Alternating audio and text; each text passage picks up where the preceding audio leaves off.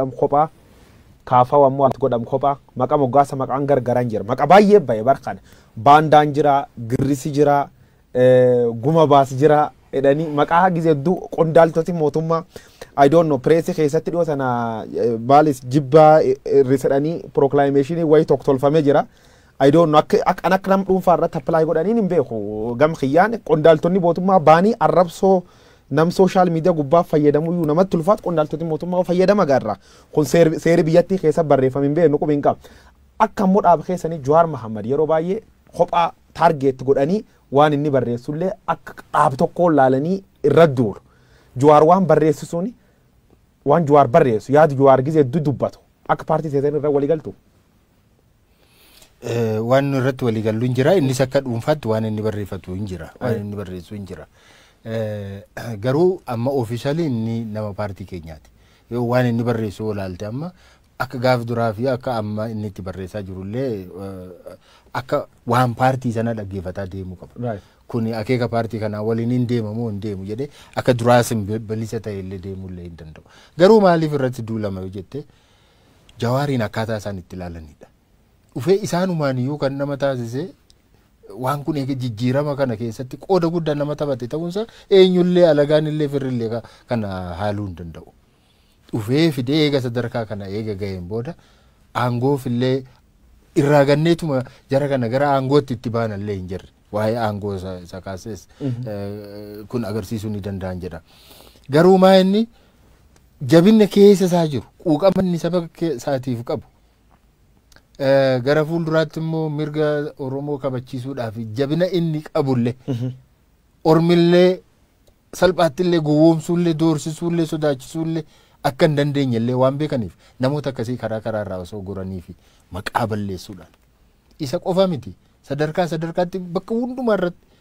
yoo qabeessa yoo taate qabeessa Oromoo of beeku taanaan isa of beeku taanaan Dinquu Dayyaasaa irratti maaltu ta'aa jira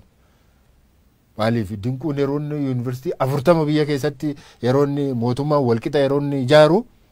maal jechuudha Oromoon tokko yuunivarsiitii 40 ijaaru jechuudha kana ormi kamittiin ilaala arguun barbaadu war arguun barbaadu cabsuuf itti fayyadamu cabsuuf itti fayyadamu waan Oromoo ta'e rizoortii inni ijaaraa jiru kun rizoortii biyya kan keessatti miti Afrikaa keessatti rizoortiin akka kana jira jedhee yaadu akkaataa inni amma expand gochaa jirutti expansion isaa amma wajjiniin jechuudha ijaarsa namni ijaaraa jiru babal'isaa jiru kana ilaaluun barbaadan akkamittiin harka Oromoo kanaatti rizoortiin meeqa osoo isaan qabanii akkamittiin Oromoo rizoortii akka kana qabaachuu qaba ta'uu hin qabu kanaayyuu nama beeku nama isaa qaxara afaan isaa guddisa aadaa isaa guddisa eenyummaa isaa guddisa nama akkanaa arguu hin fedhan nama siyaasaa akkas arguu hin fedhan nama daldala akkas arguu hin fedhan beekaallee akka kana arguu hin fedhan namoota bebbeekamoo jajjaboodha jedhan hundumaa irratti haga sabboonaa ta'anitti duulli irrumatti geggeeffama. Kaayoon duul kana maan haqdhumaatti dhumirratti. Haqdhumarratti maa sirna isa ifi ijaaran san isa ifi akka inni ijaaramu barbaadan san ka dura dhaabbatu hundumaa dhabamsiisanii gara sirna nafxonyummaa olaantummaa saba biroo jala galchuudha. Karoori kun ka'eennu etta karoori kun namni gariin muummichi ministeeraa qaba ka gariin paartichaa qaba karoor kan namni baasee deemuun akka dhuunfaatti akka laalu muummichi ministeeraa gaafa aangootti ol ba'an karoora kana qabu jedhee yaadu garuu gaaf sana haala uumame san keessatti humna lamatu ture humna malta ethnic federalismii kana warra barbaaduu fi sirna tokkeessaa sana warra barbaadutti jira kana lamaan gidduu ture PM'n keenya na fakkaata amma booda san keessa gara sanatti fudhatame gartuu kana akkuma jirutti gartuu keessaa bahe san ummanni Oromoo gartuu biraa keessa jira warra malta ethnic federalismii barbaadan san keessa jira saniin butameetu warra agendaa sana geggeessan iftira qabataniitu isaan oofaa jiran natti fakkaata kanaafuu warra bobbaasaa jechuudha warra akka na fakkaata